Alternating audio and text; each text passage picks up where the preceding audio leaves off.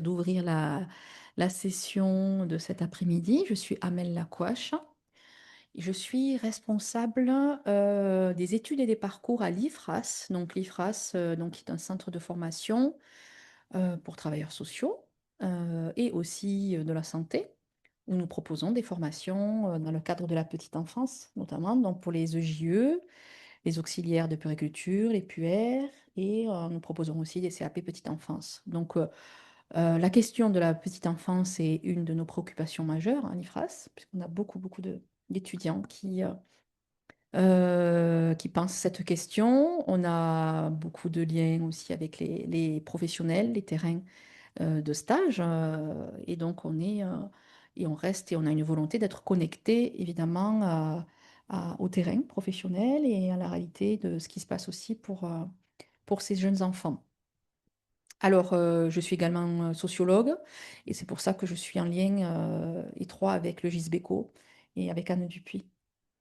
Donc cet après-midi, comme vous le voyez, nous sommes peu nombreux. J'aurais eu envie de vous proposer de peut-être vous ramasser, si vous acceptez, parce que ça sera beaucoup plus agréable pour les personnes qui parlent. Donc en fait, quelque chose un peu central ici. Euh, et il faut, comme on dit, sublimer la difficulté, n'est-ce pas, mesdames? Donc, nous avons l'opportunité d'avoir un moment privilégié tous ensemble. Et du coup, le format initialement pensé d'un exposé et ensuite d'un échange avec la salle peut bouger. Et on vous propose plutôt quelque chose de plus interactif. Donc, n'hésitez pas à intervenir en levant la main. Il y a une question directe ou un partage d'expérience ou de réflexion, etc. Puisque du coup, on va faire plutôt quelque chose pendant 1 heure et demie, de quelque chose de plus interactif. Alors, nous avons le plaisir d'accueillir donc Fanny Anjalbert, Alice Tourenc et Marik Assalit Cohen, qui vont elles-mêmes se présenter parce qu'on n'est jamais mieux servi que par soi-même. Merci à vous d'être là. Merci.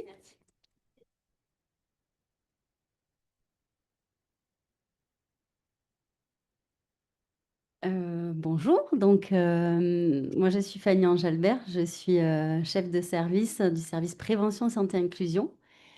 C'est un service rattaché à la direction petite enfance de la mairie de Toulouse. Voilà, la direction petite enfance qui gère les établissements d'accueil du jeune enfant, hein, les structures publiques, crèches collectives, multi-accueil, halte-garderie, crèches familiales, et qui gère aussi des relais petite enfance et des lieux d'accueil enfants-parents. Voilà. Et on est ensemble cet après-midi avec mes collègues qui vont se présenter pour discuter autour de la prévention du langage oral. Bonjour, moi je suis Marik Assalit Cohen, moi je suis orthophoniste, j'ose dire maintenant spécialisée en petite enfance. En tout cas, je ne travaille plus que sur des questions de développement du langage oral et aussi oralité alimentaire, en tout cas ce qui concerne la petite enfance. Et j'ai la joie de travailler depuis peu dans le service de mes collègues à côté. Voilà. Donc, Alice Tourinck, je suis médecin donc au centre dans le service de prévention santé et inclusion de la direction petite enfance sur 70% de mon temps de travail. Et le reste du temps, je suis sur la plateforme de coordination et d'orientation du Tarn et sur les unités dysphasiques du Tarn, donc spécialisées dans le langage. Alors, c'est pas la première fois que la direction petite enfance intervient hein, sur les colloques BECO, puisqu'effectivement, je crois que c'est le troisième colloque et on est venu à chaque fois présenter des actions et des dispositifs qu'on porte et qu'on met en œuvre dans nos établissements. Parce qu'évidemment, on est, nous, très focalisés sur la question de la prévention précoce. Convaincus aussi que les lieux d'accueil et les structures d'accueil petite enfance peuvent être un premier facteur de protection pour l'enfant et pour la famille. Et aussi parce qu'on a un peu la volonté ou l'ambition, je ne sais pas trop, de rapprocher un petit peu les deux univers, ou en tout cas de les faire se rencontrer et s'enrichir mutuellement, celui de la recherche et celui vraiment du terrain. puisqu'effectivement, c'est à travers et c'est grâce à la recherche qu'on va pouvoir venir, nous, enrichir et alimenter les pratiques sur le terrain. Et en même temps, la recherche a besoin des remontées, des constats du terrain régulièrement. Donc voilà, on est présente aujourd'hui, même si on ne fait pas de la recherche à proprement parler, mais parce que justement, elle nous intéresse pour alimenter le travail du terrain de nos collègues auprès des enfants. Donc dans cet exposé, hein, et comme le disait notre collègue, n'hésitez pas à nous couper ou à nous poser des questions. L'idée, c'est un petit peu de partager avec vous le pourquoi on a choisi cette thématique, pourquoi on en fait, nous, un sujet très important dans notre service. Et puis aussi de développer avec vous, finalement, comment la direction petite enfance a pu proposer au fil des années des actions sur cette thématique-là, en partant donc dans une première partie sur la question du dépistage et donc du repérage précoce, en s'intéressant ensuite au développement de programmes probants. Alors je dis probants, je sais que Marie précisera un petit peu tout à l'heure un point de différence important. Ensuite, comment on en est arrivé à une réflexion plus transversale, hein, en orthophonie préventive, avec notamment le recrutement de notre collègue dans l'idée de la construction d'un socle commun de connaissances, et jusqu'à la projection, puisque ça fera partie de notre priorité, en tout cas d'un sujet très important qu'on va porter l'année prochaine, la question du multilinguisme et de ce qu'on appelle hospitalité culturelle et langagière. Voilà. Je vais laisser peut-être ma collègue Alice démarrer sur la première partie. Donc, ce qu'on sait bien maintenant, c'est qu'en fait, l'acquisition précoce du langage, elle est vraiment cruciale pour le développement cognitif et social des enfants et que ça va impacter en fait leur réussite scolaire. Donc, en fait, ce qui nous a paru intéressant, c'est de pouvoir travailler de manière vraiment très précoce et de pouvoir du coup repérer au départ ce qu'on identifiait comme des retards, voire des troubles du langage. Et d'à partir de là, de se dire, ben, nous, au niveau de la petite enfance, on va essayer de mettre en place des actions qui vont nous permettre de repérer ces retards. On a des cadres, des textes cadres qui appuient ça, par exemple les 1000 premiers jours, hein, qui rappellent qu'effectivement cette période charnière est importante dans le développement cognitif de l'enfant et le développement du langage. Mais il y a aussi les plans TND qui ont un focus particulier sur le repérage des troubles du langage. Le plan pauvreté aussi qui dit effectivement le langage est un levier intéressant et il faut œuvrer autour de ces axes. Donc c'est vrai qu'on avait aussi des textes qui nous permettaient d'appuyer nos actions. Et donc l'idée à travers cette thématique du langage, c'était de réduire les inégalités dès le plus jeune âge grâce à la mise en place d'un développement linguistique soutenu au niveau des EAJE. Ça, c'était vraiment notre socle de départ. On sait donc que les retards de langage sont un facteur de risque majeur pour la réussite scolaire, mais particulièrement sur les familles socio-économiquement défavorisées. Et les études montrent que le langage présente un des plus forts gradients sociaux. Les enfants qui sont issus de milieux défavorisés vont avoir plus de difficultés avec le langage. Alors, non seulement il y a plus de difficultés au départ, parce que les milieux sont souvent moins soutenants au niveau du langage, mais il y a aussi plus de difficultés à aller vers le soin et à récupérer quand il y a un retard simple. Donc l'idée, c'était aussi de se dire, on va mettre en place des actions qui vont s'adresser à tout le monde, mais il faut que nos actions, elles soient ciblées et qu'elles soient plus fortes pour les populations qui en ont le plus besoin. Donc en reprenant les principes d'un universalisme proportionné. Ça, c'était vraiment la manière dont on a voulu mettre en place nos projets au niveau de la direction petite enfance. Donc l'idée toujours de pouvoir mettre en place des stratégies de prévention et d'intervention qui soient adaptées et qui vont donc être essentielles après pour le développement à venir de l'enfant. C'était vraiment cette idée-là, hein, d'agir précocement avec une vision sur du long terme. Alors, au départ, la mairie de Toulouse, elle met en place des actions, je dirais, de manière générale, c'est-à-dire qu'on a toujours eu une vision d'égalité des chances au niveau de la mairie de Toulouse, quel que soit le bord politique. Ça, il y a toujours eu une grande volonté d'inclusion et De mixité. et de mixité. On retrouve ça vraiment dans tous nos établissements. Et donc, il y avait quand même cette idée qui a toujours prévalu. L'idée, c'est vraiment de pouvoir développer des opportunités linguistiques qui vont permettre donc aux jeunes Toulousains de développer leur langage. Donc pour ça, au départ, on a des remontées de terrain. Donc les professionnels de terrain qui nous disent, en fait, on est de plus en plus en difficulté dans nos structures, avec des enfants qui parlent de moins en moins bien, et avec certains secteurs de la ville de Toulouse qui sont vraiment repérés avec une population d'enfants qui est très en décalage au niveau du langage. Et donc, on va toujours s'appuyer sur ce que nous dit le terrain pour essayer de mettre en place des actions qui répondent aux besoins du terrain. Et puis, au fur et à mesure, on évalue nos actions, on regarde s'il y a un effet, et en fonction de l'effet repéré, on va réadapter. C'est toujours comme ça qu'on a fonctionné, et vous allez voir tout au long de cette présentation qu'on a changé petit à petit notre manière de réfléchir et les actions qu'on allait porter auprès du terrain.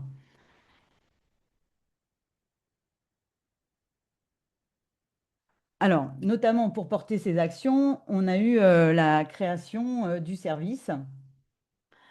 Donc, ce que je vous disais, le terrain nous faisait remonter des difficultés de langage, mais aussi des difficultés de comportement des enfants, de plus en plus de développement atypique, donc avec des professionnels qui étaient en difficulté sur l'accueil de ces enfants. Et là, on s'est posé vraiment la question de se dire comment on peut soutenir nos équipes dans l'accueil des enfants qui ont ce développement qui leur pose problème. Ce n'est pas forcément des enfants qui ont des pathologies, hein, mais voilà, des professionnels qui sont quand même souvent moins formés, moins nombreuses, qui tournent beaucoup. Donc, des réponses qui n'étaient pas toujours adaptées sur le terrain, il fallait pouvoir soutenir ces professionnels. Donc l'idée, ça a été de mettre en place un service pluridisciplinaire. Oui, et d'autant plus que la fragilité qu'on peut observer dans les familles et l'évolution sur cette question-là, c'est des fragilités qu'on retrouve aussi chez les professionnels de terrain. Donc, quelque part, ça venait un petit peu aggraver la situation, entre guillemets, dans le sens où sur une population de professionnels plus fragiles, il est d'autant plus difficile de prendre en compte les grandes vulnérabilités des familles. Donc, la direction petite enfance a pu créer ce service de prévention santé et inclusion. Donc, c'est un service pluridisciplinaire qui a été créé en septembre 2021. Donc, il reste assez récent. Pour être totalement effectif, je crois que c'était mars-avril 2022. On a été renforcé au vu, là aussi, des constats et des besoins en janvier 2023. Donc, aujourd'hui, on est une équipe de 16 professionnels. Donc, je disais pluridisciplinaire, puisque il y a des médecins, une orthophoniste, des psychomotriciennes, psychologues, éducatrices des jeunes enfants, puéricultrices et psychomotes. Et une assistante administrative. Donc, une équipe de 16 personnes qui se déploie sur à peu près 65 établissements gérés par la ville de Toulouse. Ça fait 4000 enfants à peu près accueillis par an. C'est, à notre connaissance, le seul service de ce type qui existe en France, qui agit directement auprès des crèches, qui soit vraiment municipal, puisque là, c'est vraiment une volonté politique d'avoir pu créer ce service. Donc Alice le disait, à travers ces trois thématiques, l'idée derrière, c'est toujours celle de l'égalité des chances, ou en tout cas de lutter contre les inégalités.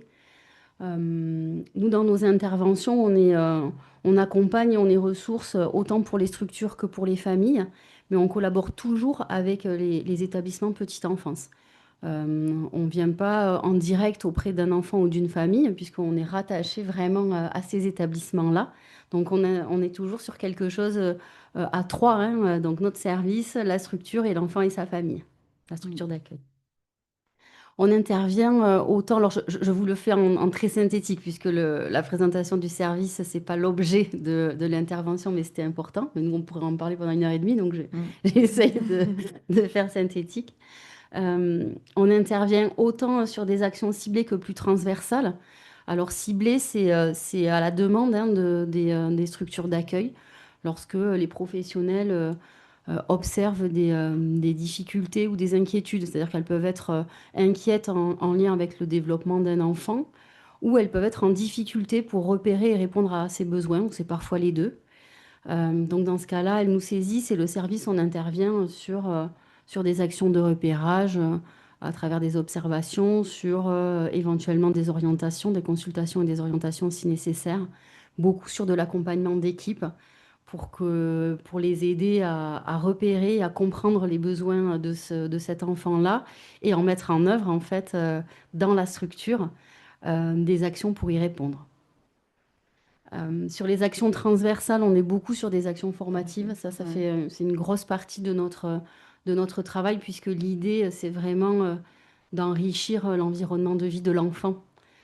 Que ce soit sur la question préventive ou la question de l'inclusion, on est passé vraiment dans une logique d'enrichir le milieu, de travailler sur la qualité des interactions et non sur la question de la compensation ou de la réparation. Ouais.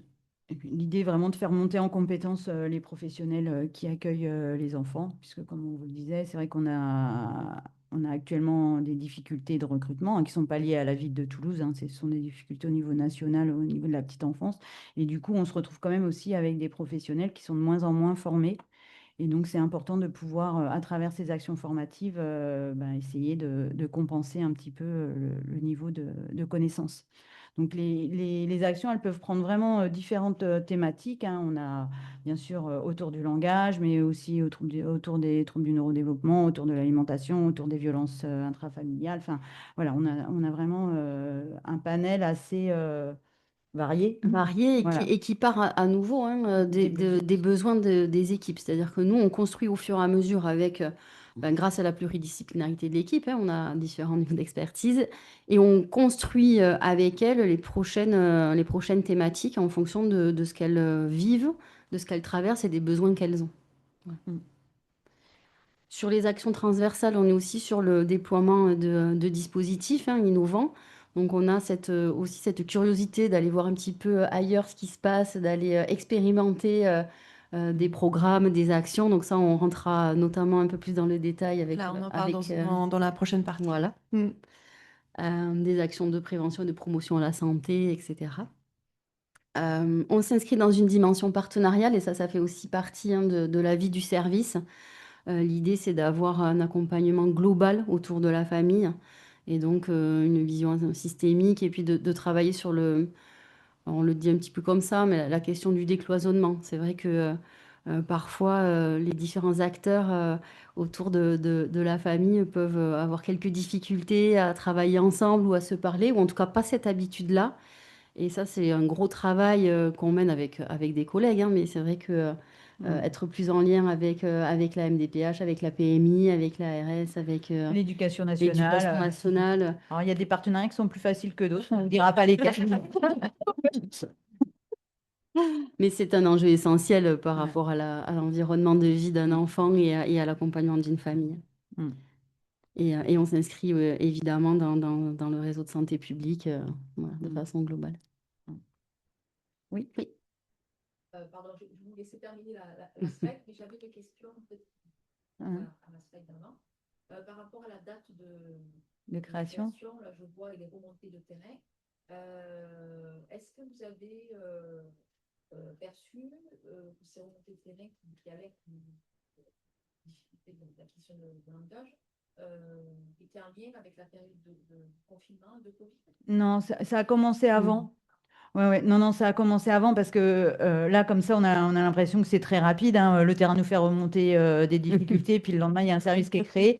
En fait, en pratique, cette thématique, et notamment la thématique du langage, on va voir, ça fait plus d'une dizaine d'années qu'elle est portée. Les difficultés, elles ont toujours été repérées. C'est vrai que ça s'est accentué ces dernières années. C'est vrai que on a de meilleurs outils pour dépister aussi tout ce qui est retard, trouble du neurodéveloppement et que voilà, on les pointe plus facilement. Donc c'est vrai que ça s'est accentué, mais on ne peut pas dire que ça soit en lien avec le Covid. Non. Et puis, disons que le service a été créé, mais il ne partait pas de rien, puisque au sein de la direction petite enfance, il y avait déjà la présence de médecins, de psychologues. Donc, voilà. en fait, on s'est réorganisé en service pour être justement plus, on va dire, avoir une force d'action plus importante. On s'est enrichi aussi en nombre, Ouais. mais il y avait déjà des petites thématiques qui étaient portées et des professionnels qui étaient ressources sur ces Oui, et sujets-là. puis les textes concernant la santé en petite Oui. enfance ont évolué, puisqu'il y a eu des nouveaux décrets fin août 2021 Mm. qui expliquaient que la présence des médecins n'était plus obligatoire en crèche. Et donc ça a changé aussi la vision qu'on pouvait avoir de la santé de l'enfant. C'est-à-dire que la santé, elle était, à travers ces nouveaux textes, la santé, elle est vue de manière beaucoup plus globale et elle est vue par chacun à sa place. Donc ça nous a permis aussi de réfléchir un petit peu différemment sur la manière dont on allait aborder. Alors quand je dis santé, c'est santé vraiment au sens large, hein. Et donc, ouais, en fait, il y avait tout ça, hein, c'est-à-dire le terrain qui exprime ben, des difficultés, des réflexions au niveau de la direction, des textes du législateur qui portent aussi d'autres choses, et comment, à partir de tout ça, eh ben, on peut créer un service. Et on était à cette époque dans une période assez propice, Oui. hein, donc le service a pu être créé. Ça serait aujourd'hui, vu le contexte financier, je ne suis pas sûre qu'on y arriverait. Donc vous voyez, en fait, il y a toute une alchimie pour permettre ça. Euh, ça, ça vient aussi s'inscrire dans un changement de vision sociétale, notre service, puisqu'on est vraiment un service qui promeut l'inclusion. Enfin, vraiment, c'est ça qu'on veut faire comprendre aussi aux professionnels de crèche, c'est que notre société, elle doit évoluer. Et ça, le législateur nous aide aussi, puisque c'est quand même aussi une volonté au niveau politique. Donc voilà. Et d'ailleurs, dans le décret, effectivement, avant celui de 2021, on parlait d'intégration et à partir de 2021, on a parlé d'inclusion. Mm. Donc, on a pu aussi, nous, s'appuyer là-dessus. Voilà, il y avait tous ces enjeux. Alors, pour reprendre un petit peu sur sur le langage et l'évolution au sein des EHUE, au départ, le langage, il était vu par le prisme du dépistage. De manière historique, il y avait des dépistages auditifs qui étaient faits au niveau de la ville de Toulouse, qui étaient portés par le département. C'était le département qui finançait ces dépistages. Puis le département, ben, comme ce n'était pas ses compétences hein, de s'occuper des 0-3 ans, a dit on arrête de mettre en place des dépistages au sein des crèches. Pour autant, au niveau de la direction de petite enfance, ça nous paraissait intéressant de pouvoir continuer à mettre en place des dépistages auditifs, mais pas que sur l'aspect sensoriel, mais plutôt en accent sur le retard de langage et est-ce que ce retard de langage s'intègre dans quelque chose de plus global. Donc en fait, on a mis en place avec un partenariat, donc là, notre partenaire sur ces dépistages, c'est l'ASEI, qui ont des orthophonistes en leur sein. Et donc, on a mis en place un dépistage global qui concerne tous les enfants entre 18 mois et 3 ans qui sont accueillis en EHJE. Alors, tous ces enfants, quand je dis que tous ces enfants bénéficient du dépistage, en fait, on va repérer à travers une fiche si ces enfants sont en décalage ou pas par rapport aux attendus langagiers à cet âge-là. Sur ceux qui sont en décalage, on va leur proposer ensuite une orientation vers donc des orthophonistes de l'ASEI qui interviennent au sein des structures et qui vont donc proposer un dépistage à la fois auditif, mais aussi qui vont évoluer le niveau de langage, de communication et d'interaction de l'enfant. Si bien qu'à l'issue de ce temps d'échange, qui est un temps avec les parents, l'orthophoniste peut dire ben, il y a besoin d'une consultation ORL pour vérifier l'audition, ou bien il y a besoin d'un bilan orthophonique complet parce que l'enfant présente un retard, ou bien il y a besoin d'une orientation pluridisciplinaire parce qu'on trouve qu'au-delà du retard de langage, il y a aussi des choses qui nous interpellent en termes d'interaction et de communication. Si bien que, bon, ben, quand on est sur une orientation simple, je dirais ORL ou orthophoniste, là, on fait juste un petit courrier d'adressage. En revanche, si on trouve que l'enfant a vraiment des difficultés d'interaction, là, il va bénéficier donc d'une consultation médicale de la part de notre service pour expliquer plus, on va dire, plus précisément aux parents ce qu'on observe avec une orientation vers des services spécialisés. Donc ça a été le premier temps sur le langage, la manière dont ça a été réfléchi. Mais donc là, on était vraiment sur quelque chose de l'ordre de très individuel, du repérage et du dépistage. Alors, ça marche très bien, hein, c'est-à-dire que l'ensemble des enfants est dépistée. Une certaine partie est orientée. Dans les enfants orientés, plus de 80% nécessitent après une réorientation spécialisée. Donc, on peut se dire que le ciblage est bien effectué et qu'on a un dispositif qui est efficace. Par contre, on repérait quand même des limites à ce dispositif. C'est-à-dire que déjà, on n'avait pas suffisamment de créneaux horaires, parce qu'il y aurait, en fait, on pourrait adresser beaucoup plus d'enfants, mais on n'a pas suffisamment de créneaux d'orthophonistes à disposition. Et puis, surtout, là, on était sur quelque chose qui prenait pas vraiment en charge l'enfant de manière globale, et notamment au niveau des parents. Il y avait juste un petit temps d'échange avec les parents, mais l'approche était quand même très, on va dire, très light. Voilà, on était vraiment plus sur de l'orientation. Centré que sur le symptôme, finalement. Ouais, centré sur le symptôme. Après, l'orientation vers le soin avec les difficultés qu'on connaît, c'est-à-dire des difficultés d'accès aux soins. Quand vous n'êtes pas habitué à aller vers le soin, ça peut être très compliqué. Puis des soins qui sont saturés. Donc, en fait, on arrivait quand même à une limite du dispositif.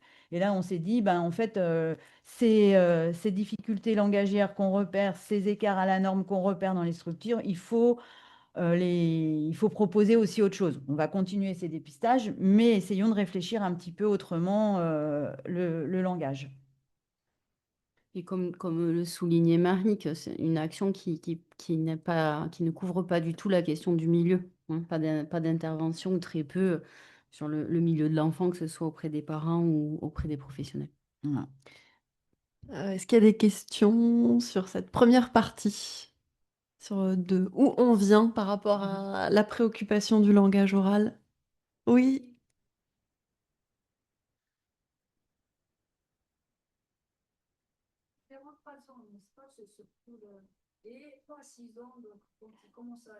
Hmm.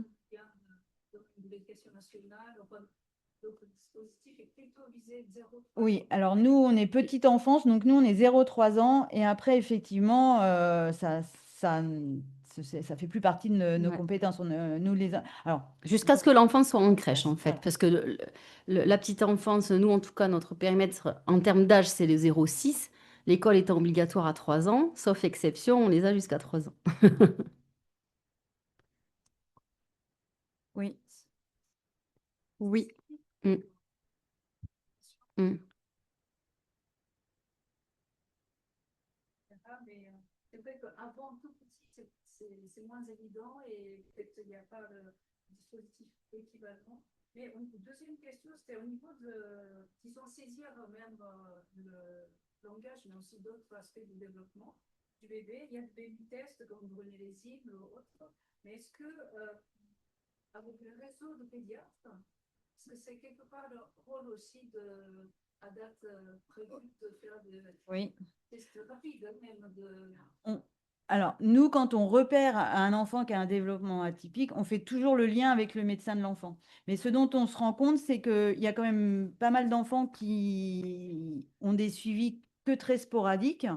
Un accès au médecin qui est quand même de plus en plus difficile pour les familles. Au pédiatre encore Ouais, plus. au On a pédiatre, beaucoup d'enfants de suivi. Et des pédiatres qui souvent, enfin des pédiatres ou des médecins qui souvent, quand ils reçoivent les enfants, les reçoivent dans le cadre d'une maladie. Par exemple, l'enfant, il a une otite. Et donc, en fait, l'évaluation du développement, ils n'ont souvent pas le temps de la faire correctement et ils n'ont pas forcément les éléments pour voir que l'enfant est en décalage. Donc, c'est vraiment important que les personnes qui accueillent les enfants 8 heures par jour puissent dire vraiment ce qu'elles observent. Et nous, on fait le lien avec le médecin de l'enfant.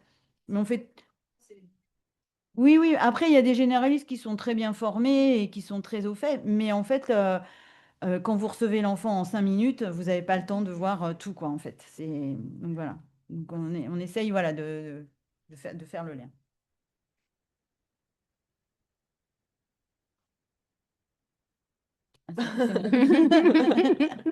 J'arrive à la fin. Donc, en fait, ce que je disais, c'est-à-dire que ces dispositifs de dépistage, ils ont leurs points positifs, mais ils ont aussi leurs limites. Donc, l'idée, après, ça a été de se dire, on va partir sur des dispositifs qui sont Plus un peu préventifs. plus, oui, puis globaux, enfin, voilà, en s'adressant aussi aux familles.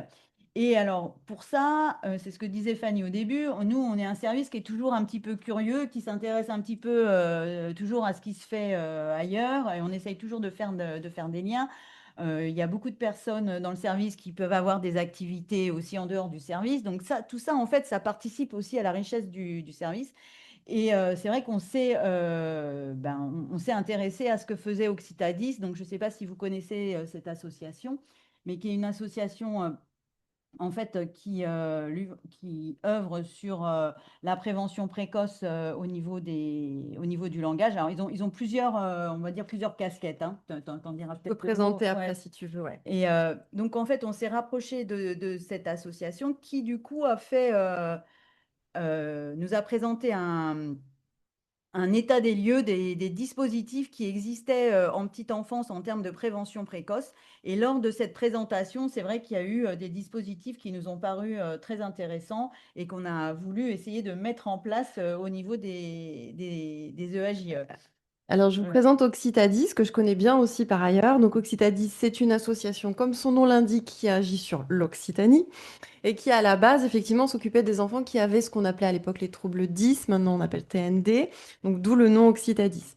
C'est une association qui a donc deux axes. Un axe de prise en soin, c'est le parcours de santé des enfants qui présentent un trouble spécifique du langage et ou des acquisitions, et un axe de prévention. C'est là où nous, on a été intéressés.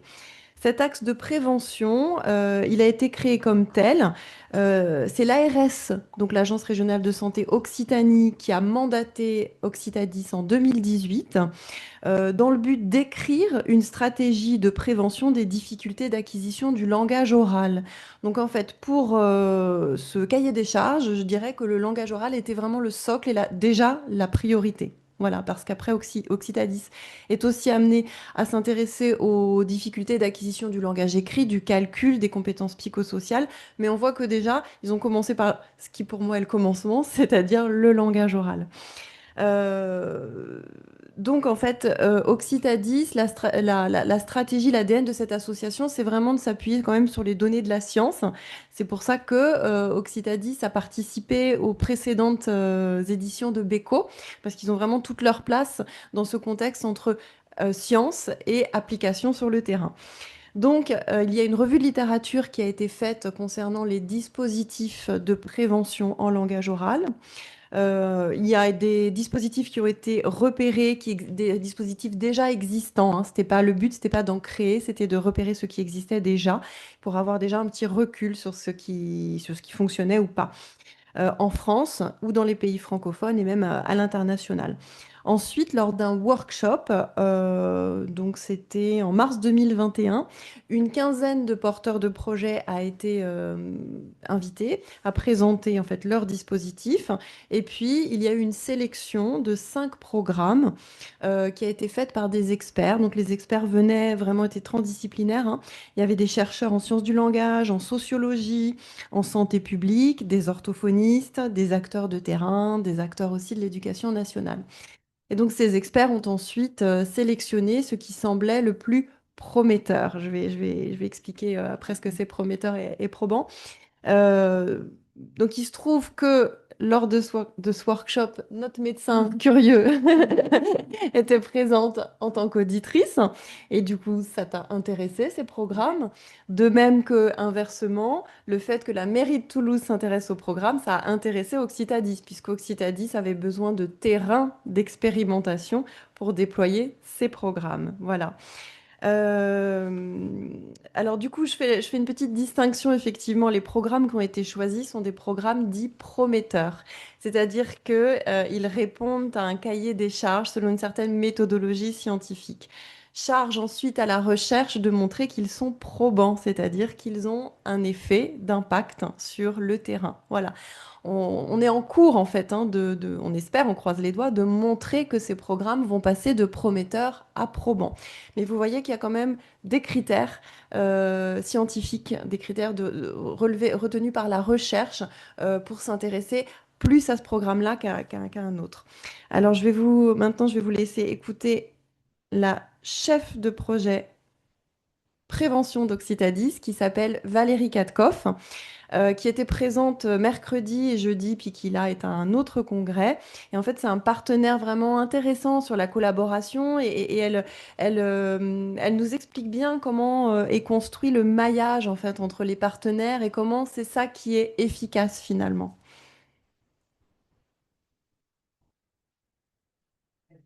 dont Papoudou et Embarquons pour le langage. Nous avons cherché à déployer en priorité à Toulouse ce programme de manière pilote. Et évidemment, nous nous sommes orientés vers la mairie de Toulouse qui, depuis longtemps, avait comme priorité le développement du langage. Alors, c'est vrai que ces programmes prometteurs sont, on va dire, efficaces dans certaines conditions.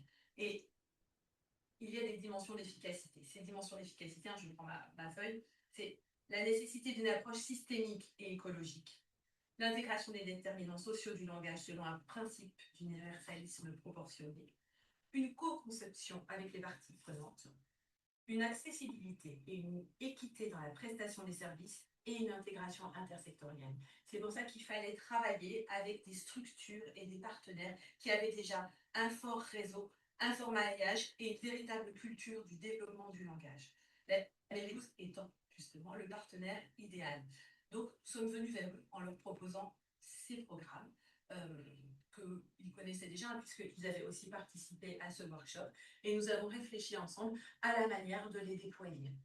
Donc, nous avons, en partenariat, testé dans différentes structures petite enfance le programme Papoto et le programme Embarquons pour le langage. À l'issue de ce test, qui était assez probant, nous avons voulu construire quelque chose de plus global et évaluer en fait ce déploiement à plus large échelle. Donc, nous avons fait appel à un évaluateur externe qui nous a permis de faire quelques ajustements. Et nous sommes effectivement dans cette phase d'évaluation de ces réajustements. Le partenariat avec la mairie de Toulouse a été particulièrement constructif pour plusieurs raisons. D'abord parce qu'il y avait déjà cette culture de la petite enfance. Il y avait déjà des partenariats, des partenaires avec lesquels nous avions réfléchi aux critères d'efficacité. Il y avait déjà aussi des structures petite enfance qui avaient déjà testé notre dispositif et qui étaient prêtes à accueillir ces nouveaux dispositifs. Et puis, il y avait aussi, on va dire, une orthophoniste que nous connaissions depuis longtemps, qui a été formée à ces dispositifs et qui, à l'issue, on va dire, de la première phase d'expérimentation, a été recrutée par la mairie de Toulouse pour un poste d'orthophonie communautaire. Et c'est là que, en fait, on pourrait dire que la mairie de Toulouse est particulièrement innovante aussi en France, puisqu'il n'y a pas de poste d'orthophonie communautaire en France, si ce n'est à Toulouse. Et on suit un petit peu un modèle canadien, enfin québécois, on sait à quel point les Québécois sont quand même souvent plus en avance que nous pour la prévention. Et nous continuons ce partenariat autour, on va dire, d'un programme Toulouse Nord, avec un espoir d'évaluation par l'INSERM et par le laboratoire de Linda Cambon à Bordeaux dans le cadre du projet API, Analyse des politiques publiques à impact sur l'enfance. On ne l'a pas payé pour dire bien qu'elle pense de la mairie de Toulouse. C'est vrai qu'on travaille bien avec Occitadis. Alors, elle parle de programmes. Donc maintenant, on va rentrer dans le concret des choses. Qu'est-ce que c'est ces programmes? Donc effectivement, en termes de prévention langage oral, 2 programmes ont été retenus par Occitadis que nous avons testés et approuvés sur le terrain de la mairie de Toulouse. Il s'agit de Embarquons pour le langage, qui est une action à destination des pros de terrain petite enfance. Je vais vous l'expliquer. Et il y a ensuite une autre action qui s'appelle Papoto, qui est à destination des parents. Embarquons pour le langage, c'est un dispositif d'une orthophoniste et chercheuse qui s'appelle Camille Moitel-Messara, qui travaille à l'université francophone Saint-Joseph de Beyrouth, voilà, donc sur une population francophone. Camille, ce qu'elle a fait remonter, euh, avec une revue de littérature internationale, c'est qu'en fait les pros de la petite enfance étaient insuffisamment formés, et en tout cas insuffisamment formés sur la question du langage oral. Donc on a vraiment une revue de littérature qui nous appuie sur cette donnée-là, préliminaire. Donc ce programme, en fait, c'est un dispositif d'accompagnement d'une orthophoniste, enfin d'une pro, par une orthophoniste formée. C'est un accompagnement individuel, c'est-à-dire que c'est une orthophoniste pour une professionnelle petite enfance, hein. On est vraiment dans un accompagnement très spécifique. L'objectif de ce programme, c'est de transmettre et d'entraîner les postures ajustées et les stratégies linguistiques efficaces pour soutenir le développement du langage oral des enfants. Ce qui veut dire que dans ce programme, la cible, ce ne sont pas les enfants directement, mais ce sont les professionnels petite enfance. On agit en amont. C'est un peu différent de certains autres programmes que vous pouvez peut-être connaître qui se déploient dans les crèches, puisque là, vraiment, on s'adresse aux pros. Pourquoi est-ce qu'on s'adresse aux pros? Il y a un effet multiplicateur, en fait, hein. C'est-à-dire que si on travaille sur une cohorte d'enfants d'une année, on va être limité, alors qu'une pro, dans sa carrière, on espère qu'elle verra encore plus d'enfants et qu'elle pourra soutenir le langage, le développement du langage d'encore plus d'enfants. Voilà, donc on a vraiment, on transmet cette connaissance à ce niveau-là. Euh, alors, il y a des modalités vraiment spécifiques à ce programme qui tiennent compte des données les plus récentes en matière d'efficacité du développement professionnel. Pourquoi? Parce que c'est son travail à Camille, en fait, hein, de faire des recherches hein, sur quels sont les critères efficaces en matière de développement professionnel. Donc, ces critères, par exemple, c'est un apprentissage qui se doit être actif et multimodal, différentes modalités. Un apprentissage en contexte réel avec une mise en pratique directe. Ce qui veut dire que concrètement, l'orthophoniste, elle se déplace dans la crèche et elle travaille avec la pro à ses côtés, comme vous voyez sur la photo, pourrait être un exemple, hein, et les enfants. Donc, elle est in situ dans la crèche. Oui, là, je crois que Oui. c'est un point très important parce qu'effectivement, quand on réfléchit à la montée en compétences des professionnels, on est souvent sur la quantité et la qualité des ressources qu'on va leur amener et moins souvent sur la question des freins. Or, la disponibilité des pros, par exemple, le fait de ne pas pouvoir se détacher d'un groupe d'enfants et d'être vraiment sur son moment, elle, sur son temps de travail, je pense que c'est une des clés aussi qui fait que le programme est parfaitement C'est ça. adapté. Parce Oui. que partir du contexte et se dire on doit faire avec ce contexte-là, plutôt qu'espérer que des professionnels puissent être régulièrement détachés du groupe d'enfants, on sait que ça ne va pas donner le même C'est résultat. ça. C'est-à-dire que dans les critères et dans le cahier des charges, ce qui était noté, c'était, je le traduis, une moindre désorganisation. C'est ça, Voilà. Il y ouais. en a forcément un peu, parce que quand même, c'est une orthophoniste qui arrive sur un terrain et qu'elle travaille avec une pro et un groupe de 5 à 6 enfants. Donc ça veut dire qu'il faut quand même que les collègues à côté puissent gérer le reste du groupe. Mais vous voyez qu'on essaye de s'adapter quand même au mieux aux contraintes et aux réalités du terrain. L'orthophoniste, elle va modéliser des stratégies, donc ce qu'on fait pour soutenir le développement du langage oral des enfants en présence de la pro et avec les enfants.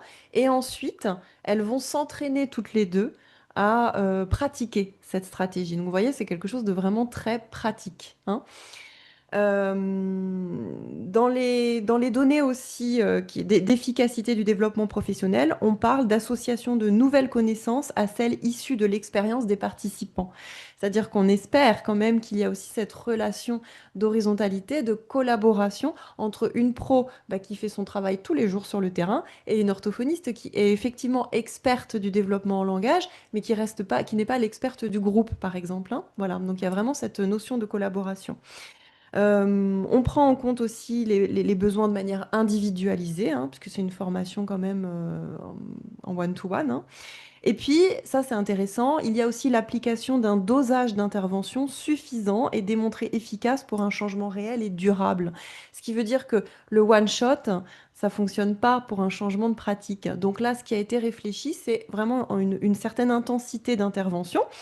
Donc concrètement, l'orthophoniste, elle se rend sur place pendant 24 séances. Elle vient 2 séances de 30 minutes par semaine pendant 12 semaines. Ça fait 24.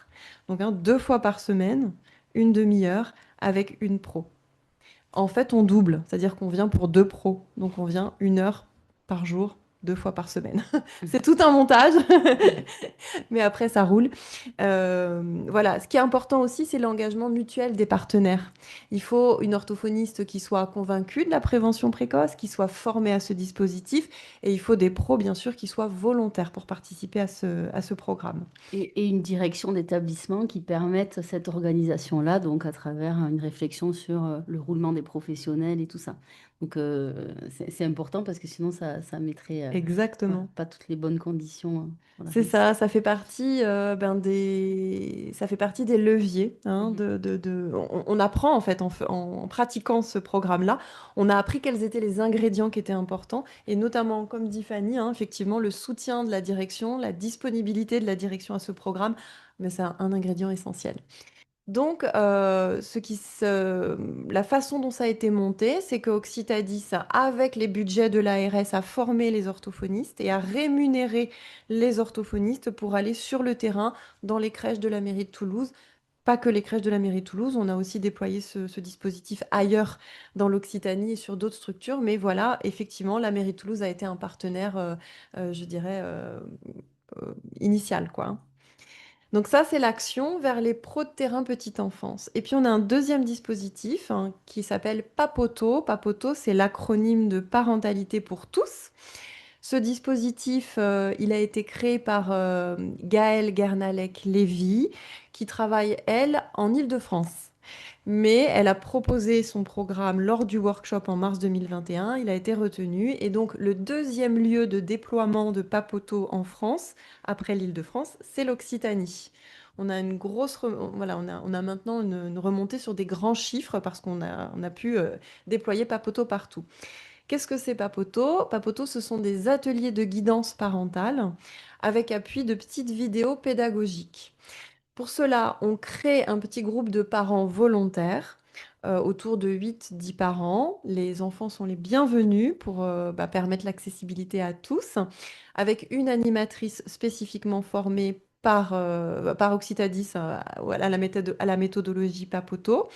Le but, hein, c'est vraiment un croisement du savoir scientifique sur les besoins fondamentaux du jeune enfant et du savoir expérientiel des familles. C'est-à-dire qu'on apporte vraiment de la transmission pédagogique, mais bien sûr, on recueille ce que font les gens, les pratiques, ce que font les familles au quotidien, puisqu'ils ont un savoir expérientiel, hein, voilà. Alors, la particularité de Papoto sur ces ateliers de guidance, c'est qu'en fait, ils sont particulièrement calibrés pour les familles qui sont porteuses de vulnérabilité. Alors, c'est de la connaissance scientifique universelle, c'est-à-dire que ça s'adresserait à tous les parents de la Terre. Tous les parents de la Terre mériteraient et sont les bienvenus à ces ateliers. Mais on sait que le défi, c'est d'aller vers les familles qui ont moins accès à ces connaissances-là. Donc, les ateliers sont spécifiquement calibrés avec certains critères pour aller plutôt vers les familles qui sont porteuses de vulnérabilité. Pour cela, les thématiques, elles sont choisies avec deux critères. Déjà parce qu'il y a un consensus scientifique, donc on est sûr que les transmissions que l'on fait, elles sont validées scientifiquement. Il n'y a pas de dogme, par exemple. On apporte juste là où les chercheurs sont vraiment d'accord pour dire ça, un enfant a besoin de ça pour grandir. Et les thématiques sont aussi choisies en raison d'un gradient social. On en parlait plus tôt là dans la présentation, c'est-à-dire qu'on sait que ces thématiques-là, chez les familles qui sont porteuses de vulnérabilité psychosociale, elles sont plus vulnérables, ces thématiques-là. Quelles sont-elles, ces thématiques? Alors, il y a l'importance des expériences précoces, l'importance de la sécurité affective, les émotions chez l'enfant, le statut particulier des émotions chez l'enfant avec un focus sur les colères. Il y a le développement du langage oral. Il y a les techniques de ce qu'on appelle la discipline positive, autrement dit, comment poser un cadre éducatif qui soit repéré, repérable, clair et bienveillant. Donc c'est aussi une prévention des violences, hein. Et il y a enfin l'importance du jeu dans le développement de l'enfant avec une prévention écran. Mais en fait, ça, la prévention écran, on va dire que c'est un thème transversal. On travaille selon un principe d'universalisme proportionné. Universalisme, ça porte en soi le nom de c'est de la connaissance universelle, c'est pour tout le monde, mais proportionné, c'est-à-dire qu'on va mettre plus de moyens vers les populations qui sont le plus en fragilité. Voilà. Donc, pareillement, comme pour Embarquons pour le langage, initialement, les animatrices étaient formées par Occitadis avec les budgets ARS et Occitadis mettait à disposition des animatrices sur la mairie de Toulouse. On peut peut-être aussi préciser que ces petites vidéos, donc ce sont des vidéos courtes et qui sont gratuites. Donc, en fait, Bon. tout le monde peut utiliser ces diffusions Accès libres. libre. Accès libre. Et elles existent en 18 langues, hein, je crois. Alors 21, parce 21, qu'en fait, on augmente au fur et à mesure. On a vraiment cette volonté d'accessibilité. Donc, qui dit accessibilité dit multilinguisme, bien sûr. Donc, elles sont traduites au fur et à mesure des demandes, des remontées du terrain. Encore, on a Ouais. besoin du tamoul, on a besoin du swahili. Eh bien, on les fait traduire. Voilà. Donc, je vous invite à aller sur la chaîne YouTube Papoto, puisqu'elles sont vraiment en accès libre. Et préciser peut-être que ça, effectivement, ces ateliers ont pu être déployés sur la direction petite enfance dans nos structures, mais aussi sur d'autres lieux.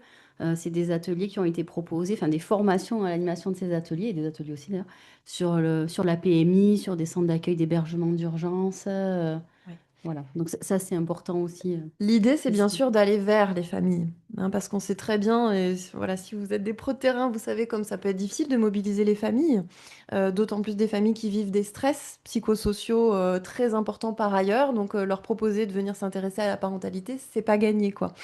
Donc on sait qu'un des leviers pour ça, c'est de s'appuyer sur les acteurs de terrain qui ont déjà gagné la confiance des familles, qui sont déjà les partenaires. Donc en fait, juste Papoto qui arrive sur une structure, ça fonctionne pas. Ce qu'il faut, c'est Papoto associé aux professionnels de terrain qui connaissent déjà bien les familles et qui vont vraiment les inviter à venir voilà, ils proposent quelque chose d'intéressant pour ces familles. On vous propose de regarder ce que c'est une vidéo Papoto. Donc, chaque atelier, on va s'appuyer sur une courte vidéo qui dure quelques minutes. Et puis, on va faire de l'animation à partir de ces vidéos-là. Donc, les vidéos, là, elles ont l'appui d'experts scientifiques qui ont recueilli vraiment un consensus scientifique. C'est important, ça, pour nous, parce qu'on est costaud quand on propose ces vidéos-là.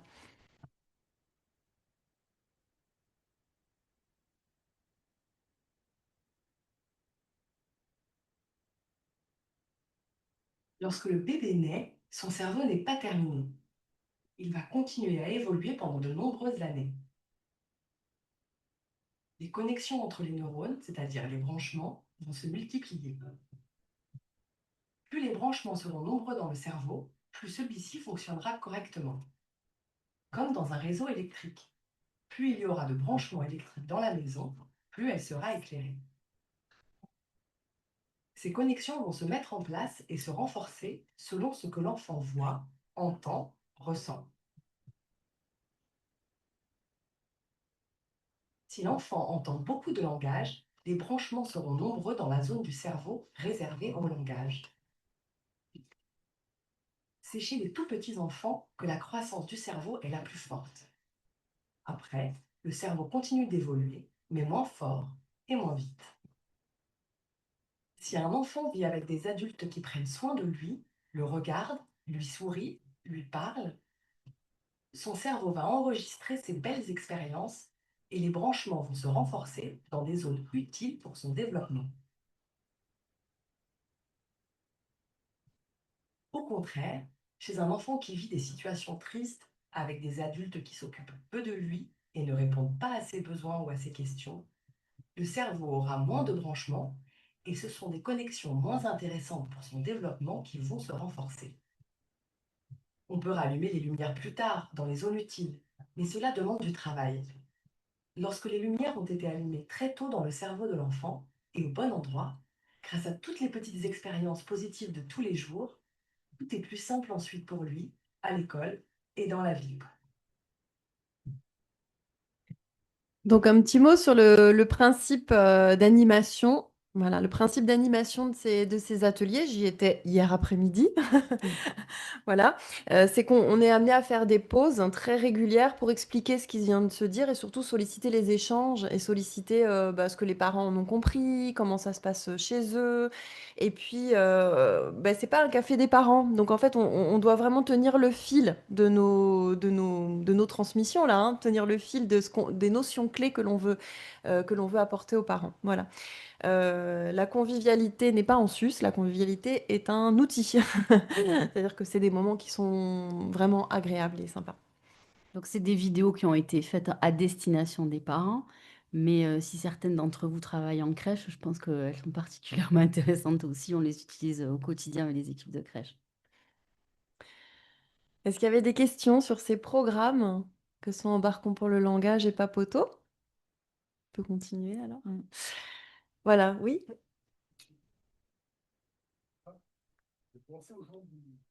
Oui. Oui, tout à fait. Alors, donc en fait, je vous disais que Occitadis déploie ses programmes sur l'Occitanie. Et donc effectivement, il y a des régions vers Perpignan, vers Narbonne, Lézignan, Corbière, où on a travaillé spécifiquement avec cette communauté-là. Mais c'est pas on a travaillé en fait, on a cherché les partenaires qui travaillent déjà avec ces populations-là. Voilà. Ça Ouais. passera peu effectivement par nous, par notre service, puisqu'on est rattaché à la direction petite enfance et que c'est pas une population aujourd'hui qu'on accueille beaucoup en structure pour différentes raisons. Mais par contre, effectivement, d'aller travailler avec des associations qui sont déjà au quotidien avec elles. Oui. C'est intéressant votre question parce qu'effectivement, c'est un peu spécifique. Et donc, s'appuyer sur les connaissances des travailleurs sociaux du terrain, c'est super intéressant, quoi. Ouais. Des remarques, constatations de ça nourrit notre travail. Oui, complètement. C'est-à-dire qu'effectivement, on sait que le programme Papoto, hein, c'est de la connaissance universelle. Donc, on sait que quand on transmet ça, c'est bon pour tous les enfants de la Terre. Mais comment est-ce que c'est appliqué sur le terrain? Ça, c'est très dépendant des cultures, c'est très dépendant des lieux, des histoires, etc. Et c'est ça qui vient être mis en discussion, en fait. Voilà. Alors du coup, voilà, comment a été pensée finalement l'orthophonie préventive? On vous présente ça, quelque chose qui est novateur, au sein du service petite enfance mairie de Toulouse. Donc c'est vrai, ce qu'on disait au départ, c'est qu'on avait été plus par rapport à ces retards de langage sur du dépistage orthophonique pour arriver à dépister et orienter. Puis dans un deuxième temps, donc on était plus sur l'idée faisons des programmes probants. Mais là encore, on se dit ben faut aller plus loin et il faut vraiment qu'on arrive à changer en fait la posture de nos professionnels et que l'accueil en fait en lui-même soit positif au niveau du langage des jeunes enfants qu'on accueille. Et donc ce qui ressort des situations qui nous sont portées par les structures, c'est que nous, on étudie à peu près 350 situations par an hein, au niveau du service. Il y a 70% de ces 300 situations avec des difficultés de langage. Donc, on voit bien à quel point c'est une priorité. Comme je vous le disais aussi, sur la centaine de dépistages auditifs, plus de 80% va relever d'un retard effectif de langage. Donc, le langage, c'est sûr, au sein des accueils petite enfance, c'est une priorité. Et après, comment traiter cette priorité? Donc, l'idée, ça a été de se dire, il nous faut une orthophoniste au sein de notre équipe pluridisciplinaire. Enfin, il nous en faudrait même plusieurs. Hein. Une vingtaine. Ça devient vraiment une priorité parce que comme il n'y a pas d'accès aux soins derrière, en fait, il faut que l'environnement de l'enfant soit bénéfique pour que l'enfant qu'il arrive à l'école sans retard de langage. En fait, ça va être ça l'objectif. Et l'environnement, effectivement, dans son ensemble, parce que quand Marie décrivait le programme, le dispositif Embarquons pour le langage, le pari qui était fait, il me semble, au départ, c'est que les deux professionnels formés pourraient diffuser au sein de l'ensemble de la structure. Et là, on a vu qu'on touchait un petit peu nos limites. C'est pas si facile que ça pour des professionnels terrain de diffuser auprès de leurs collègues pour différentes raisons. Notamment par manque de temps, parce qu'il y a un turnover important. Donc, le temps qu'on en ait formé une, elle est déjà plus dans la structure où elle aurait pu diffuser, voire plus dans notre collectivité. Et parce que c'est pas un exercice si facile que ça. Donc, ça faisait partie des limites en se disant, ben voilà, là, ce serait dommage parce qu'il aurait fallu rester encore plus longtemps dans cette structure et venir renforcer avec beaucoup de répétitions. Donc, je vous présente cette initiative innovante. À notre connaissance, c'est la seule en France, donc on peut quand même être fiers. La création d'un poste d'orthophoniste au sein d'une municipalité, au sein d'un service petite enfance d'une mairie. Donc c'est un poste déjà à mi-temps, voilà, qui est financé en partie par le Fonds d'innovation pour la petite enfance et en partie par la mairie de Toulouse. Ce sont mes collègues qui se sont battus pour ça, puisqu'en fait, vous avez répondu à un appel à projet. Mm. Donc, ça demande des dossiers, ça demande de la conviction, ça demande une vraie politique. Mais on est fiers de montrer que bah, c'est une première, je dirais un premier pied de l'orthophonie dans la porte de l'institution. Donc vous savez que si vous avez l'habitude de remplir ce type de dossier, bah, il faut faire des fiches de poste avec des objectifs stratégiques et des objectifs opérationnels. Donc les objectifs stratégiques de ce poste sont ceux-là. Eh bien, en fait, l'idée, c'est vraiment de construire un socle commun de connaissances sur les besoins fondamentaux du jeune enfant et de le diffuser le plus largement possible au sein de la direction petite enfance, hein. Donc ça, c'est une notion qui est chère à Pierre Moisset, voilà, si vous avez lu son rapport. Bien sûr, une des missions, c'est de faire de la prévention précoce en langage oral, évidemment. C'est aussi de lutter contre les inégalités sociales et c'est, bah, in fine, d'intervenir avant l'apparition des troubles ou leur aggravation. On a cité ce matin James Heckman, en plus c'est économique, donc on a tout intérêt. On a tout intérêt à intervenir tôt. Les objectifs opérationnels de ce poste spécifique, eh bien, c'est d'ancrer les EAJE, donc EAJE, ça va pour tout le monde, oui, dans leur mission de milieu protecteur des inégalités sociales. Effectivement, on dit que fréquenter un accueil, c'est protecteur, ok? Encore faut-il que cet accueil soit de qualité et que les professionnels sachent et des pratiques qui soient ajustées. Un autre objectif opérationnel, c'est de, ben, bien sûr, faire monter les professionnels petite enfance en compétences, à la fois dans leur connaissance du développement du langage oral. Je vous le disais plus tôt, elles ne sont pas formées sur cette question-là, ni sur le développement du langage oral typique, ni sur les signes d'alerte. Donc c'est quand même, faudrait commencer par le commencement, quoi, hein. Et puis de les faire monter en compétences dans leur pratique quotidienne. C'est ce qui est fait avec des programmes d'accompagnement in situ. Donc Et, ça, oui, là, oui. pardon. Et là aussi, c'est un point important, c'est-à-dire qu'on a fait l'expérience à plusieurs reprises que seul un apport théorique, même s'il est répété, ne suffira pas à bouger les pratiques ou à bouger les postures, qui a vraiment besoin d'un accompagnement sur le terrain, c'est-à-dire de l'éprouver, de faire avec. Voilà. Ouais, C'est c'est un ça. point important. Exactement. Bah, je crois qu'on commence quand même à avoir des données hein, sur Mm. ce qu'on appelle le développement professionnel continu et on sait ce qui est efficace maintenant.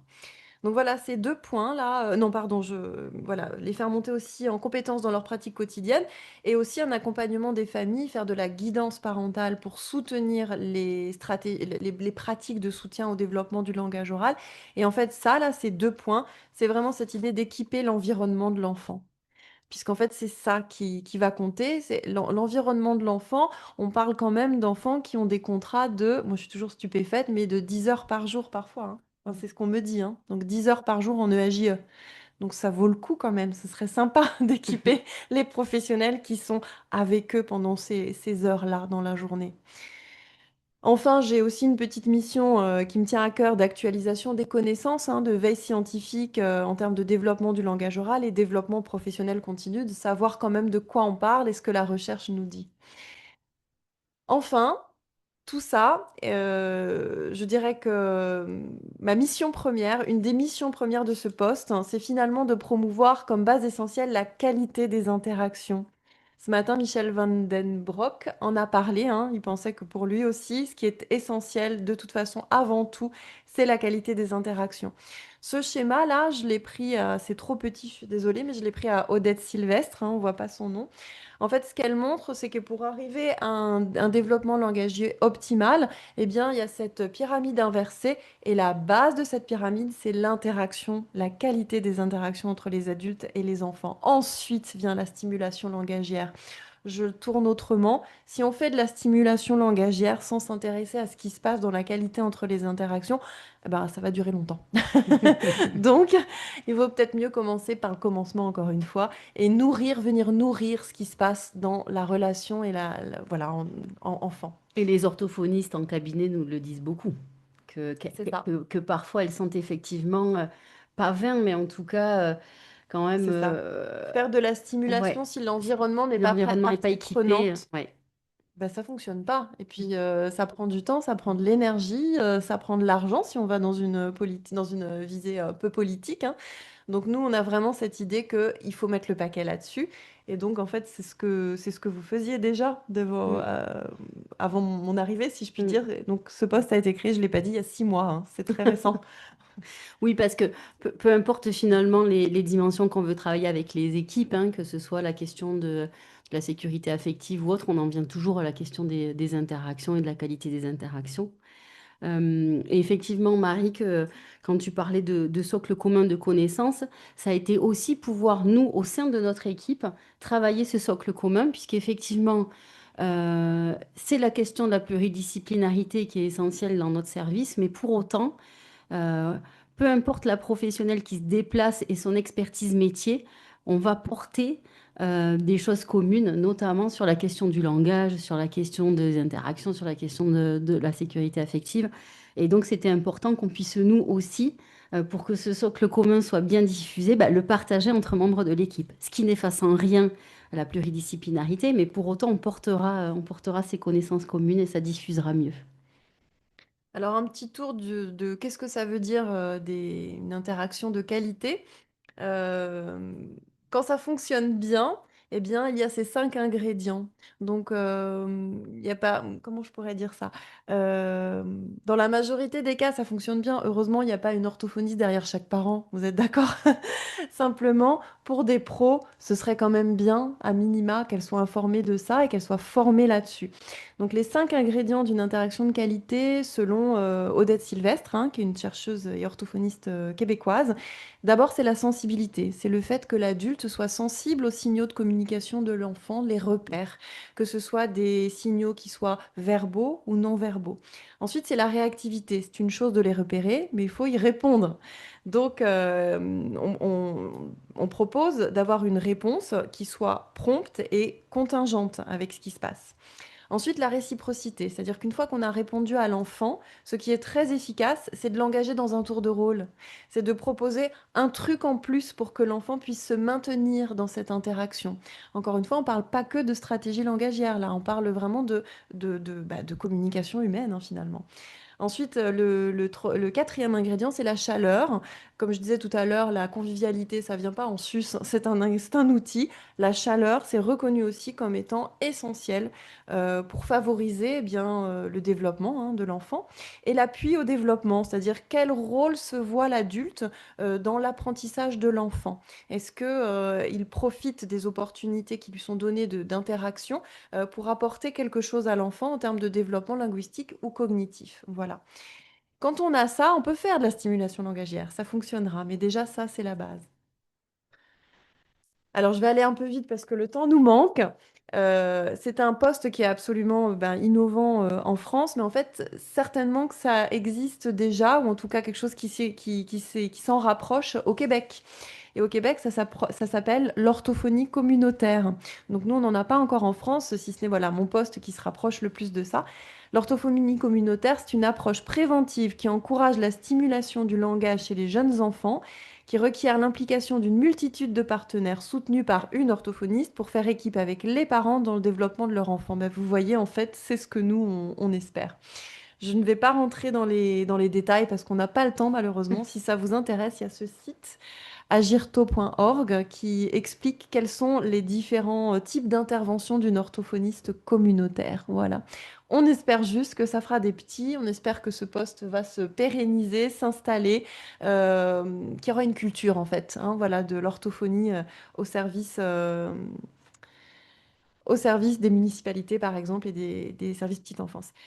Alors, ça, c'est intéressant quand même de laisser la parole. Oui, pour clôturer un petit peu ces trois premières parties, ça nous semblait important de laisser la parole à une professionnelle, à des professionnels de terrain, puisque depuis tout à l'heure et globalement dans le colloque, on parle d'elle, mais elle parle pas trop.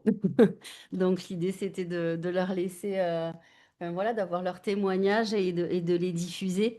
Encore une fois, la question de la recherche n'a pas tellement d'intérêt, entre guillemets, si ce n'est vis-à-vis de ces professionnels-là de terrain et des familles. Donc, ça nous semblait important de leur laisser cette place-là.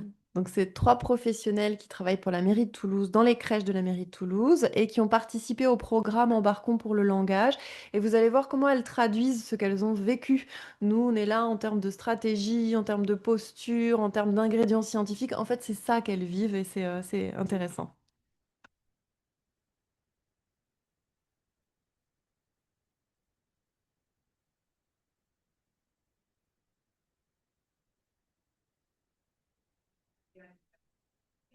Je travaille à la mairie de Toulouse depuis 13 ans et avant, j'étais en région parisienne pendant plus de 20 ans. J'ai participé à la formation Embarquons pour le langage. Celle-ci s'est déroulée avec une orthophoniste et c'était très intéressant. Ça a conforté dans mon savoir et de renforcer toutes mes connaissances que j'ai pu acquérir tout au long de ces années. C'est une formation qui m'a énormément plu parce que depuis longtemps, j'avais remarqué qu'au niveau des enfants, euh, plus les années passaient, plus il y avait voilà, quelques soucis de langage qui apparaissaient pour les plus grands qui partaient à l'école. Donc, elle tombait vraiment à pic cette formation et j'aurais même apprécié qu'on me la fasse faire à mon entrée en crèche familiale. Avec Marie, le fait de mettre en place un rituel de répétition, d'insister sur les mots, sur les objets, les décrire, donner la couleur, qu'est-ce qu'ils sont en train de faire, est-ce que ça roule, si c'est l'avion, ça décolle, ça atterrit, tout ça, a apporté le fait qu'il a un peu débloqué et a eu plus de vocabulaire à la longue. Tu es une pro expérimentée et depuis toujours tu parles aux enfants, tu leur parles beaucoup. Mais est-ce que là, ce que ça t'a apporté, c'est des stratégies plus spécifiques et est-ce que tu as compris des choses plus précises dans la façon de t'adresser aux Ah oui, enfants? j'avais pas en fait les notions de répétition. Moi, j'apprenais aux enfants, je leur parlais, j'articulais, on va dire.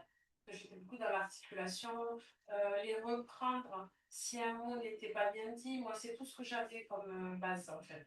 Je reprenais le mot si il était mal prononcé, des choses comme ça. Mais j'étais pas forcément dans la répétition. Juste, je reprenais le mot, mais c'est tout. Donc, en fait, c'était pas suffisant au final parce que ça ne leur donnait pas les outils pour continuer à comprendre et à avancer dans le langage, en fait. Ils n'étaient pas formés pour ça. Et est-ce qu'il y a des choses qui te restent plusieurs mois après la fin de ce programme? On est à 6 mois après environ.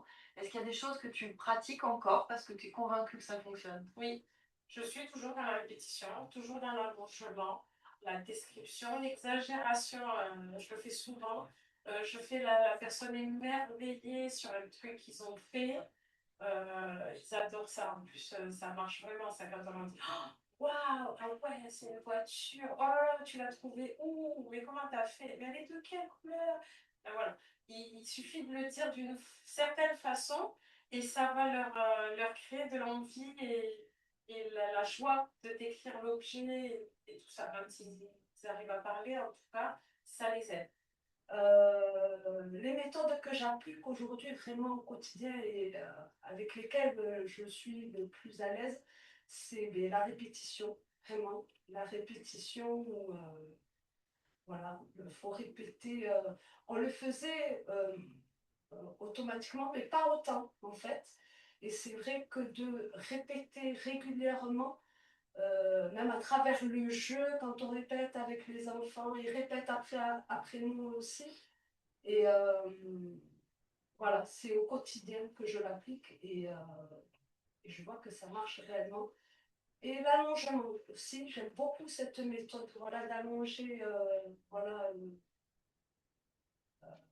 les mots, voiture, la voiture, oui, la voiture bleue, voilà, elle est jolie, oui, la jolie poupée, voilà, faire les allongements, ça leur permet de, voilà, de se sentir plus à l'aise, plus en confiance.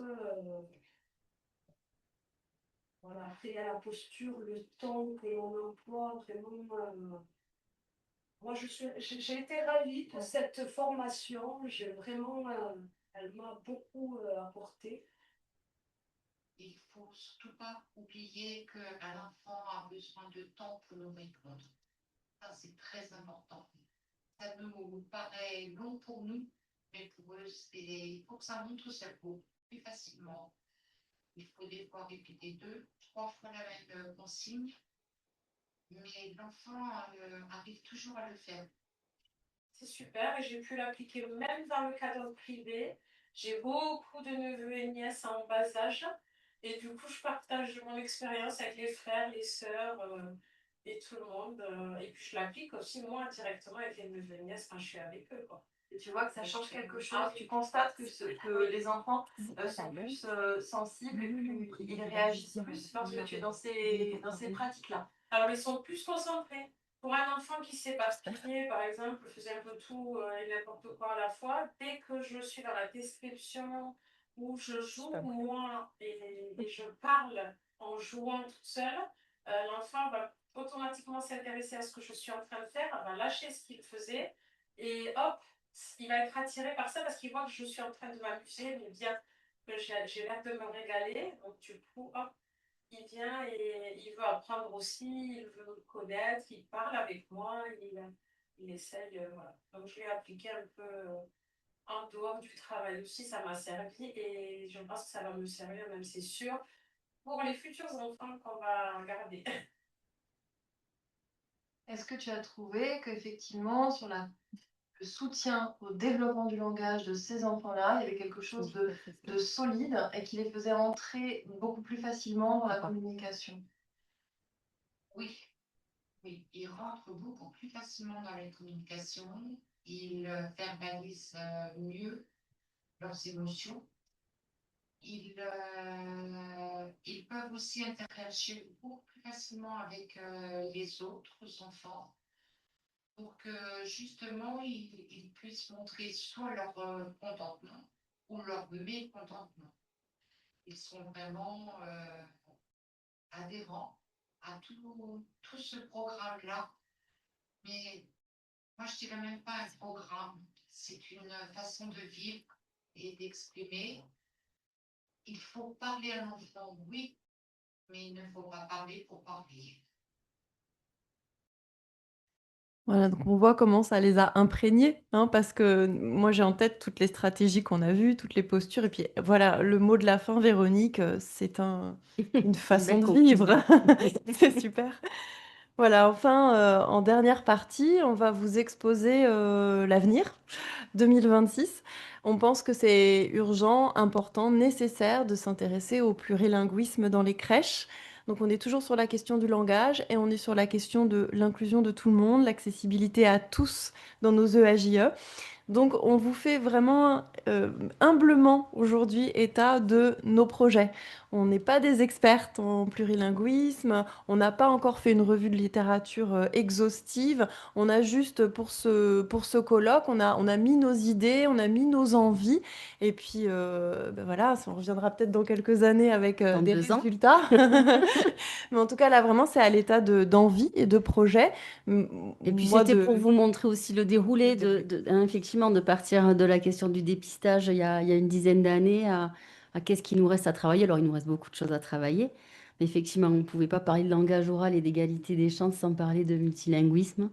Donc nos projets pour 2026.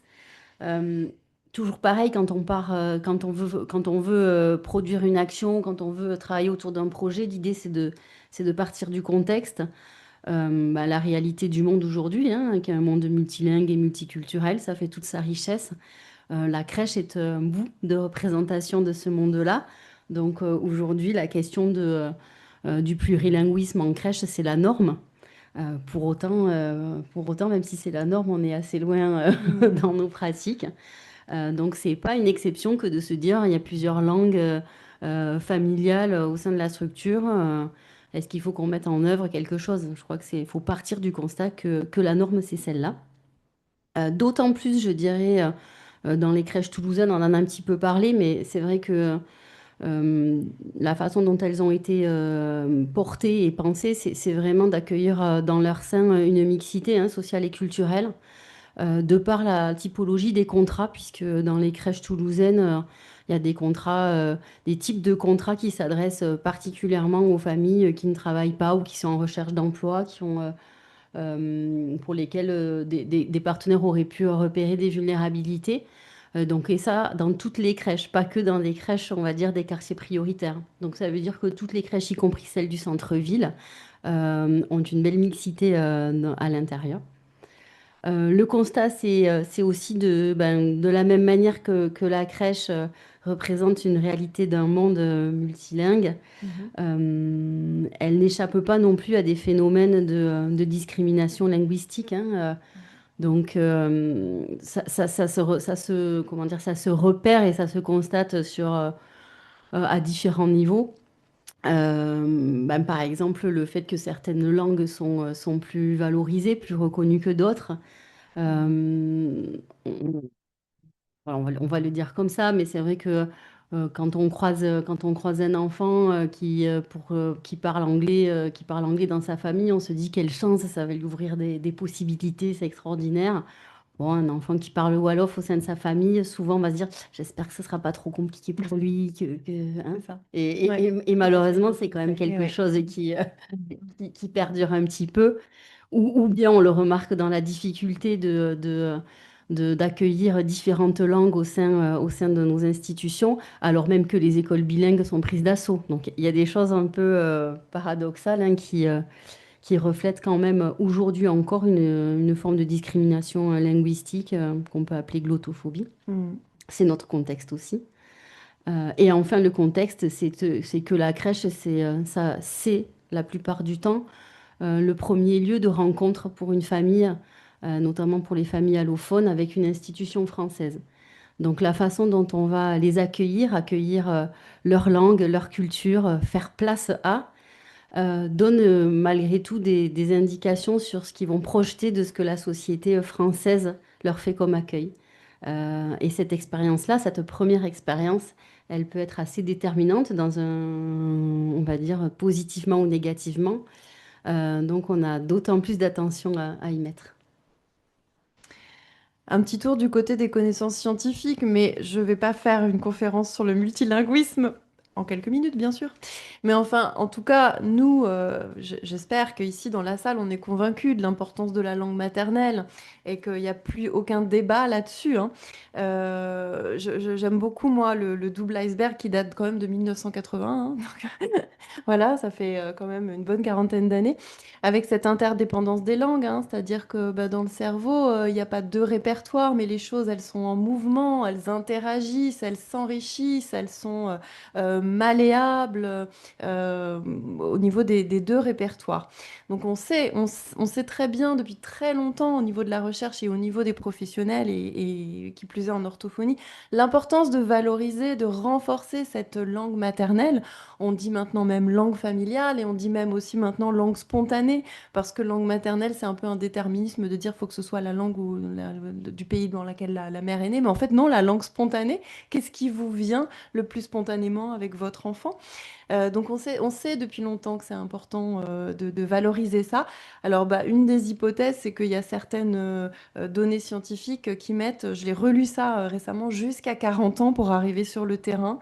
Donc j'espère qu'on arrive au bout de cette quarantaine d'années et que ça y est, maintenant tout le monde va être convaincu que ce qui est vraiment bon pour le bien-être de l'enfant, eh bien, c'est qu'on valorise d'où il vient en termes de communauté linguistique. Donc maintenant, même la recherche, elle fait un pas de plus, c'est-à-dire elle s'intéresse aux fonctions exécutives dans le cerveau des enfants bilingues et plurilingues, parce que en fait, c'est un avantage au niveau des fonctions exécutives d'avoir plusieurs langues, et puis on le comprend bien en termes de flexibilité. Il y a aussi une piste vers la régulation. Comment? Ouais, oui, non, Oui. je disais oui, en termes de flexibilité, mais aussi Et de pas que, mémoire, oui. de concentration, c'est vrai que... Et après, pour reprendre la pyramide que tu avais montrée tout à l'heure, Oui. c'est vrai que on a vu le b.a.-ba du langage, c'est l'interaction. Et on comprend bien qu'une interaction de bonne qualité, elle va être plus facile dans la langue maternelle. Donc en fait, il faut promouvoir ces capacités d'interaction chez les parents et donc en facilitant la langue maternelle et accueillir cette langue Ouais. maternelle au sein de nos établissements. C'est ça. Ouais. Sur la régulation émotionnelle, donc il y a tout un courant qui parle de comment aider l'enfant à mieux réguler ses émotions. Ce serait peut-être plus facile dans sa langue.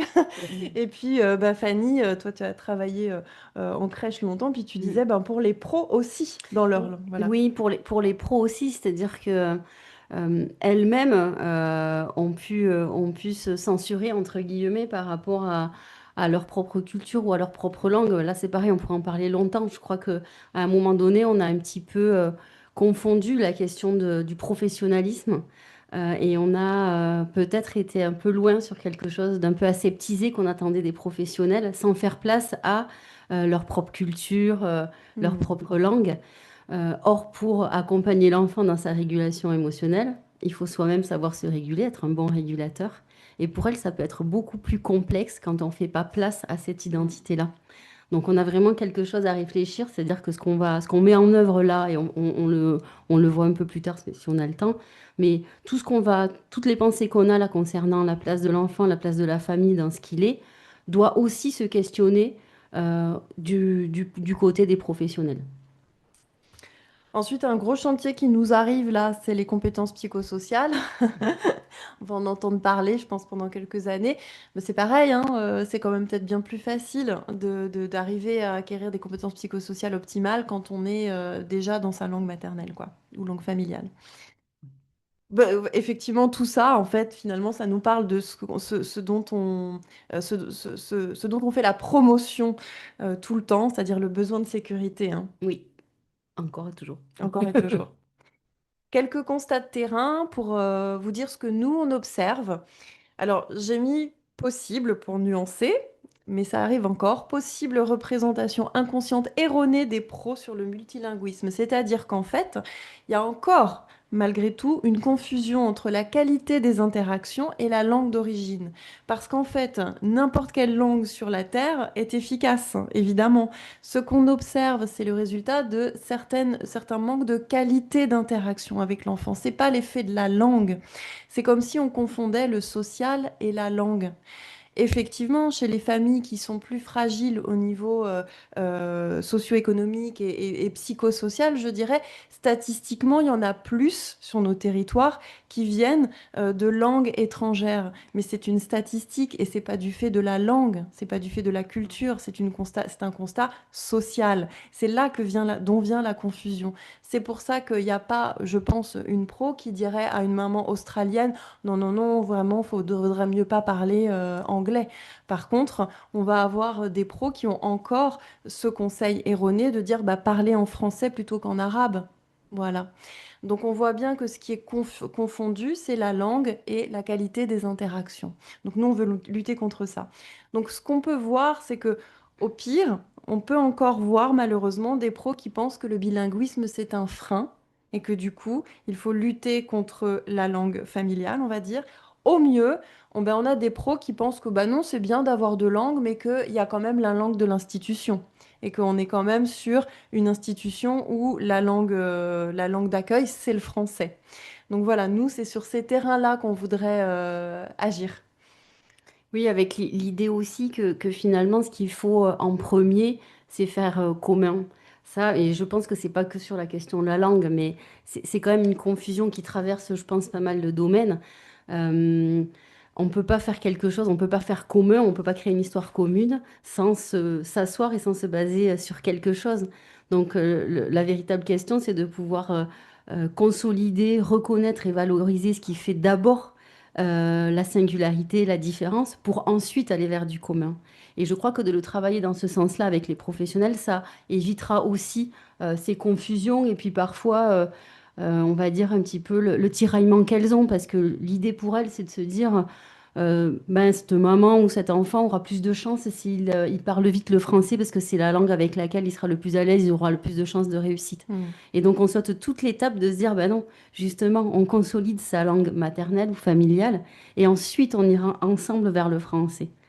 Et je pense que cette confusion-là de la singularité et du commun, elle est, elle est pas que sur le langage, mais elle est importante à travailler.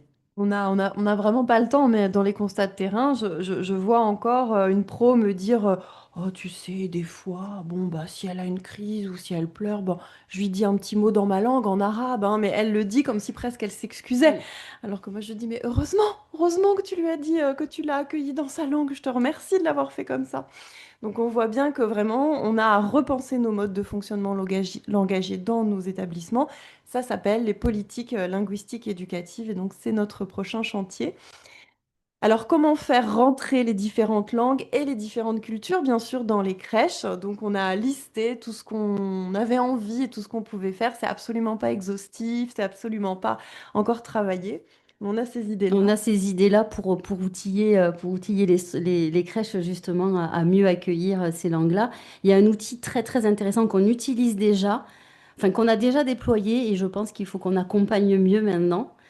Parce qu'encore une fois, c'est faire avec et c'est les accompagner à qui va marcher.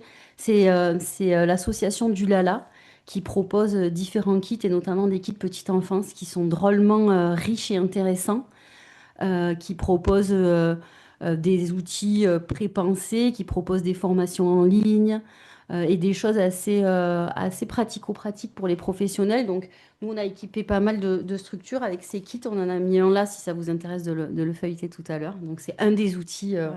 sur lesquels on va s'appuyer. Du lala, ça veut dire d'une langue à l'autre. Et il y a des outils en accès libre, comme des affiches, par exemple, qui sont traduites, qui font la promotion du bilinguisme pour dire aux parents, quand il arrive dans une institution, qu'ils le lisent dans sa langue, que c'est super qu'il puisse parler sa langue à son enfant. Donc c'est vraiment intéressant comme association. Enfin, ben, on va faire participer les pros au DPC, développement professionnel continu. Donc, on va créer des modules de formation pour les pros de nos crèches, pour leur parler du bilinguisme, chasser les idées reçues et faire la promotion du multilinguisme et de la promotion multiculturelle, en fait. Promotion aussi du plurilinguisme dans nos équipes, hein, puisque l'idée, on le disait tout à l'heure, c'est aussi celle-là, c'est de pouvoir reconnaître et valoriser les compétences qu'elles ont et toutes les langues qu'elles parlent. Et donc voilà, on souhaite travailler là-dessus. Promouvoir la représentativité de la diversité linguistique avec les affichages, les comptines, on a les berceuses, la littérature jeunesse, il y a plein de choses qui existent.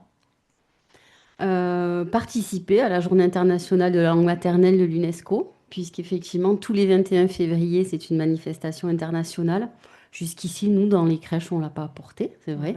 Voilà. Donc, parfois, travailler sur on va dire, sur du long terme un peu tous les jours, mais avoir aussi une journée spécifique, ça donne un petit focus. Travailler sur les systèmes qui existent déjà, comme par exemple le diamant langagier de Nathalie Auger. Alors Nathalie Auger, c'est une chercheuse de l'Université de Montpellier. Alors elle travaille sur les systèmes à l'école, hein. Mais je pense qu'on a intérêt, on aurait avantage à s'en inspirer. Et elle vient montrer avec cette métaphore du diamant comment en fait le fait d'avoir une autre langue, c'est une richesse dans certains domaines et que tout enfant allophone, eh bien, en fait, il peut briller à certains moments. Et puis, comment est-ce que ça peut venir enrichir l'ensemble pour ce qui la concerne, de la classe. Donc, je pense qu'on a vraiment intérêt à s'intéresser à ces travaux. On va aussi avoir la lucidité de dire que pour faire ces chantiers-là, il faut s'intéresser au macrosystème. Macrosystème, c'est une formule que je reprends de Lisandre Bergeron-Morin, qui est une chercheuse qui s'intéresse au macrosystème dans le sens où proposer des dispositifs, si on ne réfléchit pas d'abord à la sécurité de nos professionnels, est-ce qu'elles sont assez nombreuses? Est-ce qu'elles sont assez formées, etc. Ça sert pas à grand-chose. Donc on est lucide et on sait qu'il faut travailler sur l'ensemble de notre système. Peut-être aussi utiliser, diffuser notamment des podcasts qui sont très intéressants. J'en citerai deux. Il y en a un qui s'appelle Ma langue maternelle n'est pas la langue de ma mère, qui est drôlement intéressant, que vous retrouvez en ligne en accès libre aussi. Et puis récemment aussi, un podcast, je crois que c'était sur Grand Bien vous fasse, les bienfaits du bilinguisme, qui est drôlement intéressant. Donc en fait, on retrouve Eric Tellitocci, voilà, qui est là. Merci beaucoup pour les berceuses. On est déjà équipés finalement dans les crèches de la mairie de Toulouse. Donc voilà, on va partir de ce qui existe déjà et le faire vivre et le promouvoir auprès de nos équipes. Voilà. Voilà. 15h04.